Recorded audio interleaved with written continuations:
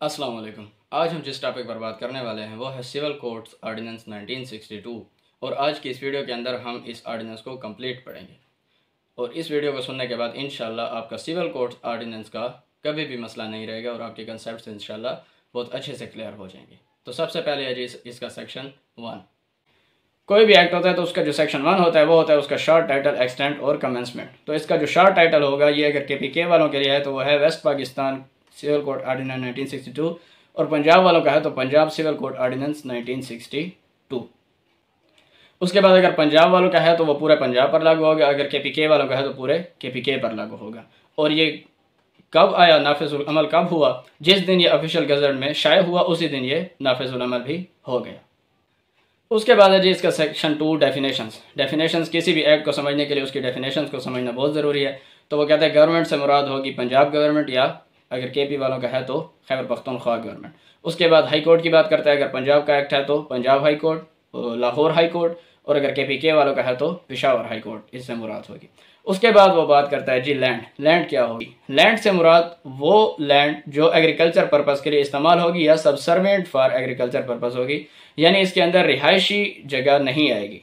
यानी कि जो टाउन या विलेज अगर कोई है तो वो इस लैंड की डेफिनेशन में नहीं आएगा, एग्रीकल्चर आएगा। और सबसर्वेंट एग्रीकल्चर क्या मतलब कि जो एग्रीकल्चर के ताबे होगा।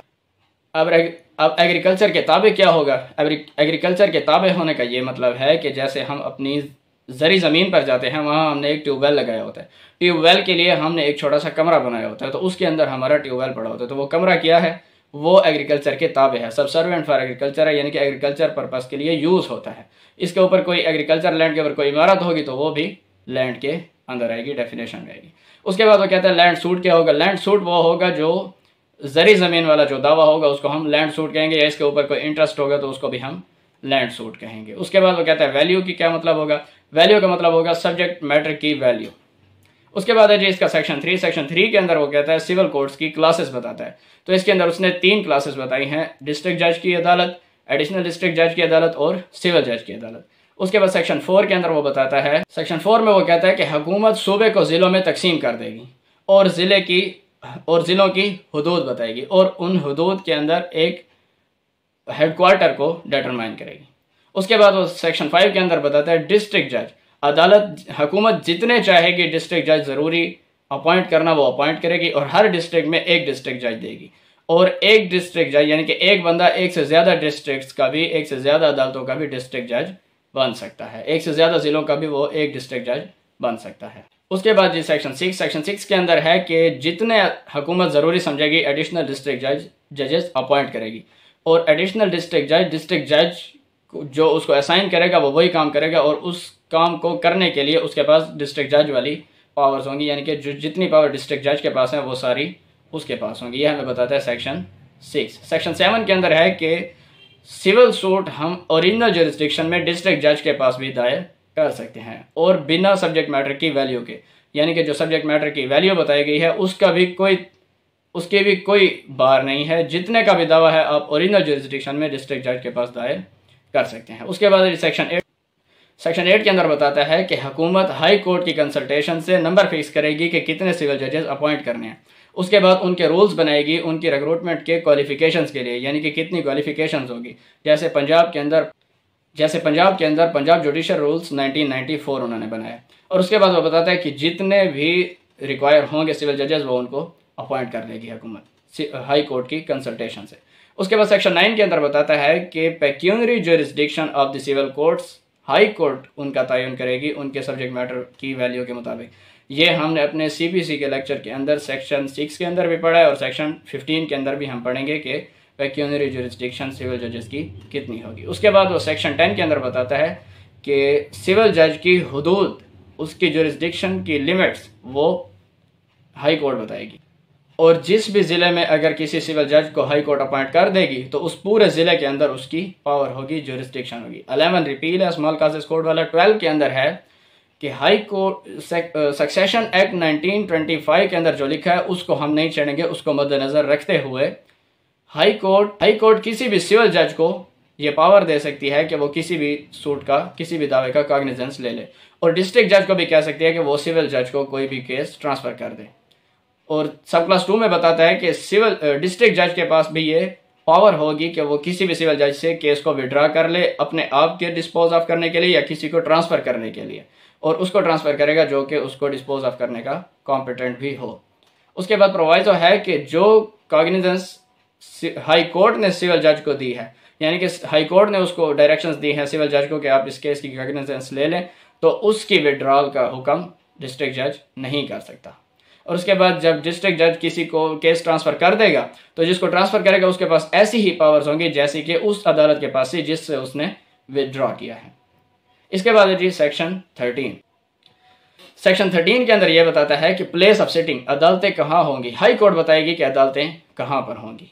हाई कोर्ट बताएगी कि अदालतें कहाँ पर हेल्ड की जाएंगी, और अदालतों की जुरिस्डिक्शन से बाहर भी अदालतें लगाई जा सकती हैं। फॉर एग्जांपल एक अदालत की जुरिस्डिक्शन इस एरिया में है तो उसकी अदालत वहाँ भी बैठ सकती है जहाँ पर उसकी जुरिस्डिक्शन नहीं है, ये भी मुमकिन है। और इसके बाद ये भी है कि उसकी जगह भी अदालत हाई कोर्ट चेंज कर सकती है कि यहाँ पर नहीं, ये अदालत यहाँ पर होगी। उसके बाद सेक्शन 14 के अंदर वो बताता है कि जो सिविल कोर्ट्स होंगी वो हाई कोर्ट की महतात होंगी, और हाई कोर्ट की सुपरिंटेंडेंस में डिस्ट्रिक्ट कोर्ट को भी, डिस्ट्रिक्ट जज को भी उनके ऊपर कंट्रोल हासिल होगा। हम ये भी कह सकते हैं कि सिविल कोर्ट्स और डिस्ट्रिक्ट कोर्ट्स दोनों हाई कोर्ट की महतात होंगी। उसके बाद सेक्शन 15 के अंदर वो बताता है कि डिस्ट्रिक्ट जज रिटन ऑर्डर के साथ बताएगा कि कौन सा सिविल जज किस किस्म के केसेस की कॉग्निजेंस ले सकता है, और इसी तरह उनके अंदर तकसीम कर देगा कि ये वाले केसेस ये सिविल जज, ये वाले केसेस ये सिविल जज सुन सकता है। और उसके बाद शर्त है कि अपने ही ज़िले के अंदर वो ऐसा कर सकता है, अपने ज़िले के बाहर वो किसी को डायरेक्शंस नहीं दे सकता। सेक्शन 16 के अंदर यह बात है कि जो पावर्स डिस्ट्रिक्ट कोर्ट के पास सेक्शन 14 और 15 में हमने पढ़ी हैं। सेक्शन 14 में हमने पढ़ी है कि डिस्ट्रिक्ट कोर्ट का कंट्रोल होगा सिविल कोर्ट पर, और सेक्शन 15 में हमने पढ़ी है कि वो उनको कॉग्निजेंस केसेस की तकसीम करेगा कि किस किस के पास कौन से केसेस होंगे। वो कहते हैं कि ये पावर्स, और सेक्शन 24 CPC वाली, सेक्शन 24 की कौन सी पावर है ये हम अपनी CPC की सीरीज़ के अंदर पढ़ चुके हैं। आप वहाँ जाकर सुन सकते हैं कि ट्रांसफ़र ऑफ केसेस की डिस्ट्रिक्ट कोर्ट के पास कौन कौन सी पावर है। सेक्शन 14, सेक्शन 15 और CPC के सेक्शन 24 की पावर्स वो किसी भी सिविल जज को डिस्ट्रिक्ट जज हाई कोर्ट के कंसल्टेशन से, इजाज़त से, सैंक्शन से वो अपॉइंट कर सकता है, डेलीगेट कर सकता है, पावर्स को डेलीगेट कर सकता है। तो सिविल जज डिस्ट्रिक्ट जज की पावर्स को इस्तेमाल करेगा। उसके बाद वो बात करता है सेक्शन 17 की। सेक्शन 17 के अंदर यह है कि अगर कोई और राइजुल वक्त कानून में कोई और प्रोसीजर मौजूद है तो वो, वरना ये कि डिस्ट्रिक्ट जज और एडिशनल डिस्ट्रिक्ट जज की डिग्री के ख़िलाफ़ हम हाई कोर्ट जाएंगे। और सब क्लास 2 के अंदर यह है कि एक डिग्री दी है डिस्ट्रिक्ट जज ने और उसके ऊपर अपील नहीं होती तो एडिशनल डिस्ट्रिक्ट जज की डिग्री के ऊपर भी अपील नहीं होगी। फॉर एग्जांपल एक डिग्री ऐसी है कि अगर उसके ऊपर अपील हो ही नहीं सकती, फॉर एग्जांपल सेक्शन 96 की कंसर्न डिग्री है, उसके ऊपर बिल्कुल अपील नहीं हो सकती। अब वो अगर डिस्ट्रिक्ट जज भी देता तो तब भी अपील नहीं हो सकती थी, और अब एडिशनल डिस्ट्रिक्ट जज ने दिया तो फिर भी हम अपील पर नहीं जा सकते। उसके बाद है सेक्शन 18। सेक्शन 18 के अंदर ये बात है कि सिविल जज की ऑर्डर या डिग्री के ख़िलाफ़ हम जाएंगे डिस्ट्रिक्ट जज के पास अगर सब्जेक्ट मैटर की वैल्यू होगी 5 करोड़ या इससे कम। अगर 5 करोड़ या इससे ज़्यादा होगी तो फिर हम डायरेक्ट हाई कोर्ट जाएंगे। और उसके बाद बता दिया गया है सब क्लास 2 के अंदर कि अगर अपील होनी थी डिस्ट्रिक्ट जज के पास और उसने असाइन कर दिया एडिशनल डिस्ट्रिक्ट जज को तो फिर हम अपील ले जाएंगे एडिशनल डिस्ट्रिक्ट जज के पास। सब क्लास 3 के अंदर है कि अगर हाई कोर्ट नोटिफिकेशन जारी कर देती है कि इस सिविल जज की डिग्री के ख़िलाफ़ एक और सिविल जज को अपील होगी तो फिर हमने अपील दूसरे सिविल जज को करनी है। उसके बाद है जी सेक्शन 19। सेक्शन 19 के अंदर यह है कि अगर एक बंदे की ट्रांसफ़र हो गई एक सेम ऑफिस या हायर ऑफिस के अंदर तो वो जाकर वहाँ पर वैसी ही पावर्स एक्सरसाइज करेगा। यहाँ पर उन्होंने बात की है पब्लिक सर्वेंट की, तो पब्लिक सर्वेंट PPC की डेफिनेशन 25 के तहत हर सिविल जज पब्लिक सर्वेंट है। तो बेसिकली वो सिविल जज की बात कर रहा है कि अगर किसी भी जज को, एवरेज जज की बात कर रहा है, सिविल जज भी नहीं, अगर किसी जज को अपॉइंट कर दिया गया है एक ऑफिस से दूसरे ऑफिस में, सेम ऑफिस में या हायर ऑफिस में, फॉर एग्जांपल सिविल जज को सिविल जज की जगह पर अपॉइंट कर दिया गया है या उसको एडिशनल की जगह पर अपॉइंट कर दिया गया है, तो जब तक हाई कोर्ट नहीं बताती वो अपनी वही पावर्स जो उसके पिछले ऑफिस में उसके पास थी नए ऑफिस में जाकर भी वो वही पावर्स एक्सरसाइज करेगा। उसके बाद जी सेक्शन 20 में बताता है कि high court board of revenue की कंसल्टेशन के साथ इस ऑर्डिनेंस के तहत रूल्स बनाएगी। किस चीज़ के रूल्स? कि कौन से लोग होंगे जिनको परमिशन होगी अदालत में बैठकर वसीका नवीसी करने की।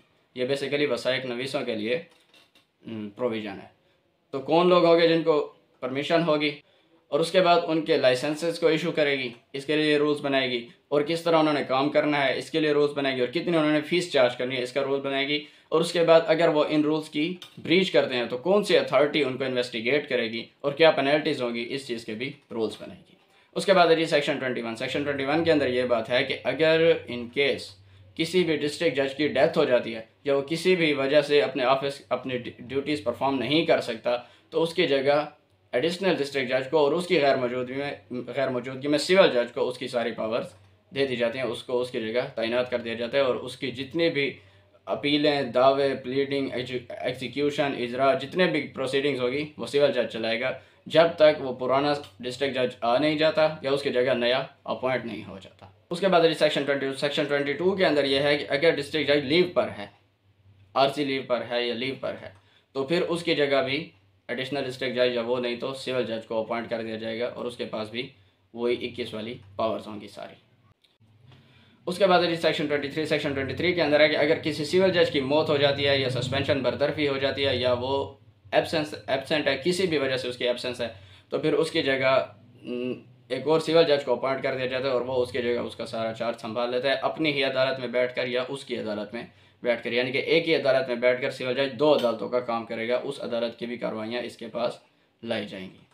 उसके बाद है जी सेक्शन 24 के अंदर यह बात है कि अगर आपका दावा है हुकूमत के ख़िलाफ़, वफाकी हुकूमत या सूबाई हुकूमत या पब्लिक सर्वेंट के ख़िलाफ़, जो CPC की सेक्शन 2 के सब सेक्शन 17 के अंदर बताए गए हैं, अगर उनके ख़िलाफ़ आपका दावा है तो फिर आपने उस जज के पास करना है जिसकी अनलिमिटेड जुरिस्डिक्शन है। तो वो कौन सा है? वो है सिविल जज फर्स्ट क्लास। और दूसरे वो ये बात करता है कि आपने करना भी हेडक्वार्टर में है। जैसे हमने सेक्शन 3 में पढ़ा कि हुकूमत हेडक्वार्टर बनाएगी ज़िले का, तो आपने हेडक्वार्टर में दावा करना है। ये जनरल रूल हो गया। उसके बाद वो इसकी एक्सेप्शन बताता है कि अगर ये बातें होंगी तो फिर आप पब्लिक सर्वेंट के ख़िलाफ़ भी दावा नहीं कर सकते, क्योंकि उसमें शर्त है कि उसकी पब्लिक कैपेसिटी में करना चाहिए होते हैं। वो कहता है कि अगर पब्लिक सर्वेंट किसी लोकल अथॉरिटी का मेंबर है या किसी बंदे का गार्डियन है, क्यूरेटर है, रिप्रेजेंटेटिव है, सक्सेशन एक्ट के तहत या लुनेसी एक्ट के तहत या गार्डियन एक्ट के तहत, तो फिर उसके ऊपर उसकी ऑफिशियल कैपेसिटी में दावा नहीं होगा। इस सेक्शन 24 का इतलाक फिर उसके ऊपर नहीं होगा। उसके बाद सेक्शन 25 के अंदर यह है कि हुकूमत हाई कोर्ट की कंसल्टेशन के साथ स्पेशल या जर्नल ऑर्डर के ज़रिए एक हॉलीडेज़ की लिस्ट बनाएगी। उसके अंदर वो लिखेगी कि किस किस दिन अदालतें बंद होंगी, यानी कि 5 फरवरी, लेबर डे, ईदैन की छुट्टियाँ, रबीउल अव्वल की छुट्टियाँ, मुहर्रम की छुट्टियाँ, कोई उर्स वगैरह हैं तो उनकी छुट्टियाँ, इन सारों की लिस्ट बना देगी सेक्शन 25 के तहत। उसके बाद सेक्शन 26 के अंदर बताता है कि हर जज के पास एक मोहर होगी और वो 2 इंच की होगी, गोल्ड डायमीटर में होगी, और उसके ऊपर उस अदालत का इंग्लिश और उर्दू में नाम लिखा होगा और बीच में चांद और तारा होगा, और हर प्रिसाइडिंग अफिसर के पास होगी। उसके बाद सेक्शन 27 में हुकूमत हाई कोर्ट की कंसल्टेशन के साथ रूल्स बनाती है, जिसके अंदर अदालत हुकूमत ये देखती है कि सिविल कोर्ट्स का काम कैसे चल रहा है, उसकी इंस्पेक्शन का रूल्स बनाती है, और ये हर चौथे महीने की पहली तारीख को होता है। इसलिए हमें पहली तारीख की अक्सर तारीखें नहीं दी जाती, और उसके अंदर वो देखते हैं कि अदालत कितने बजे लगती है, कितने बजे बंद होती है, जगह क्या है, सर्दियों में क्या वक्त हैं, गर्मियों में क्या औकात हैं, अदालत तलबाना कितनी ले रही है, जो हम प्रोसेस फ़ी जमा कराते हैं वो कितनी ले रही है, जो वकील अपनी फ़ीस की सर्टिफिकेट जमा करा रहे हैं वो कितनी है, वकील अपनी फ़ीस की सर्टिफिकेट जमा कराते हैं जो अदालत को फिर कास्ट लगाने में भी काम आती है, जो अदालत कास्ट लगाती है। कास्ट को हम डिटेल में अपनी CPC की वीडियो के अंदर पढ़ेंगे। कास्ट जब अदालत लगाती है तो उसमें लिखती है कि केस की फ़ीस इतनी है, केस पर इतना ख़र्चा, या प्लीडर की फ़ीस इतनी है, ये सारी चीज़ें अदालत लिखती है। और उसके बाद कि अदालत जो कार्रवाइयाँ कर रही है, जो डिग्रियाँ हो रहे हैं, दावे हो रहे हैं, उनका रिकॉर्ड कैसे कीप हो रहा है, कहाँ पर कीप हो रहा है, और रजिस्टर कौन से हैं, और अपीलों वाले रजिस्टर कौन से हैं, और जो अटेस्टेड कापियाँ अदालत दे रही है वो कैसे दे रही है। तो इस सब चीज़ की अदालत रूल्स बनाती है। तो ये था जी आज का हमारा लेक्चर। होप कि आपको समझने में इंशाल्लाह आसानी होगी। Thank you so much. अल्लाह हाफ़िज़।